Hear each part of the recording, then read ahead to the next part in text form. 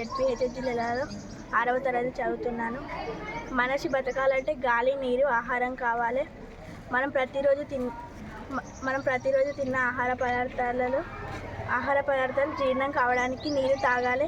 మనం ప్రతిరోజు 3 లీటర్ల నుంచి 5 లీటర్ల వరకు నీరు తాగాలి.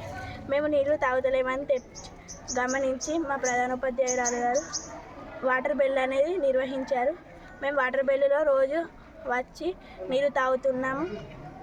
అలాగే మాకు ప్లాస్టిక్ బాటిల్లో నీరు తాగుతున్నామని మా ప్రధానోపాధ్యాయురాలు గారు స్టీల్ బాటిల్స్ డొనేట్ చేయించారు.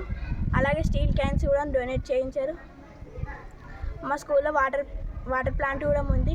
మేము రోజు వాటర్ ప్లాంట్లలో స్టీల్ క్యాన్స్లలో వాటర్ తీసుకొచ్చి మేము స్టీల్ బాటిల్స్ నింపుకొని వాటర్ తాగుతున్నాము. అలాగే అన్ని పాఠశాలలలో ఈ కార్యక్రమాన్ని వాటర్ బెల్ అనే కార్యక్రమాన్ని ప్రారంభించాలని కోరుకుంటున్నాను.